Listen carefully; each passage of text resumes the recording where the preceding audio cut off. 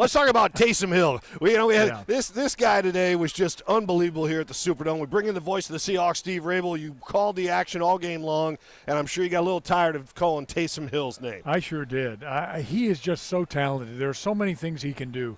He lined up. There was a couple of times. He lined up on the punt return team as a lineman to help block for the return, and then he drops back and blocks. He lines up as a tight end, goes in motion, and is the lead blocker for Alvin Kamara.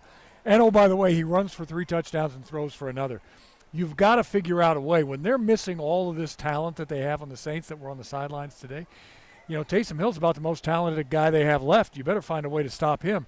But not a lot of teams have, really. He is just that good. And give the Saints credit. They use him in so many ways. Yeah, the Saints offense at the end of this game was missing the top 3 receivers on their team. They figured out a way to get it done, but especially on the ground, Steve. And this Seahawks defense seemed to be improved a little bit in that first half. They were getting some stops, but then it just kind of got away from them. Well, a couple of big plays again. Not as many as against the Lions. So if you look at it that way, cutting way down on those big explosive plays. There were still a couple of missed tackles, but I was just Dave Wyman and I were both talking about the great play of the inside linebackers. Those guys really were able to shed blocks better today, get to the ball carrier. And again, you can do all of that. 3 downs for 3.5 quarters, and yet when you give up a 60-yard run to a quarterback that is going to run the football, because that's what he does, and he takes off the left side and there's just kind of nobody there to make the play, it's just difficult, and it can really be disheartening for a defense. It's just, again, one of those things that you have to do. That big screen pass to Kamara, they just guessed right. We had a run blitz on, and they threw a screen pass, and he just took off for, 50-plus yards. So, sometimes those things are going to happen. All right, let's take a closer look at this defense. Do you think it's coaching, or do you think it's personnel? That's a tough question. You know what I'm going to say? I'm going to say it's execution. I don't disagree with the plan at all. I like what Clint Hurtt and Sean Desai and the guys want to do on defense. And, of course, Pete Carroll is a defensive coach, so he understands. He knows where these guys have to be in position. First of all, there's a lot of new guys playing in this defense together and a bunch of young guys. And so those kinds of things, I think, are always going to cause some concerns until everybody gets up to speed and is playing together. But just the sheer execution, being in the right place.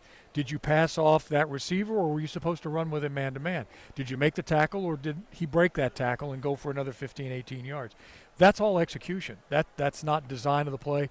And they made some changes. We saw the changes at safety. Neal was in today and played most of the time and made a lot of plays at that strong safety spot. So I think they're fine-tuning those things. Unfortunate for the Seahawks that they lost Al Woods, but Brian Monet came in and made some plays.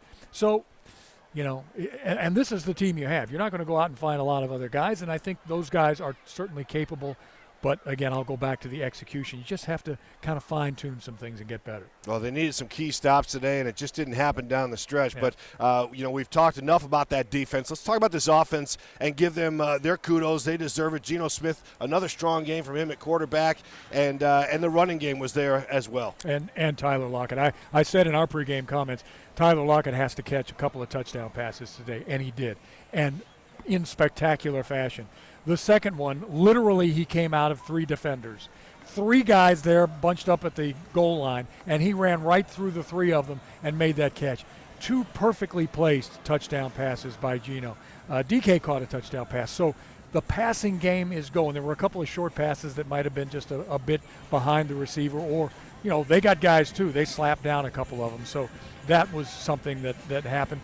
Penny was looking like he was going to have another good game until he got injured, and that, of course, is the biggest concern. But how about Walker? I mean, he proved that, he might blast it in there a couple of 3 or 4 times and not pick up much, and then bang, he's gone for, 69 yards and a touchdown. So there are things to be excited about on both sides of the ball. Now it's just a matter of, again, kind of executing better, fine-tuning, and this is a pretty good football team out here. Remember, they lost the last 3, so they were angry as well. And they came out and played a hard game and won it. Yeah, it's a tough place to play in here too. But Lockett, you can't say enough about his play. Over 100 yards receiving, but like you said, his concentration on those deep balls is unbelievable. If you are left alone in the end zone, Steve, it's hard to bring that down. And he's got guys all over. Precisely. And Gino put it in the only spot that it could be caught by Tyler. And he's just had a knack of that. He threw a cross-body pass, and I can't remember who it was to now, but he was rolling left and threw back inside to his right. It was just remarkable. Gino is, and Pete said it during the course of the week, why are we surprised? He practices that way every day. He makes those kind of plays. He understands the offense. He knows what Shane Waldron, the offensive coordinator, wants to do, how to keep his guys where they need to be and keep moving the sticks. We got stopped a couple times. Again, they're a pretty good defense. Got a couple sacks, and those things can be fixed.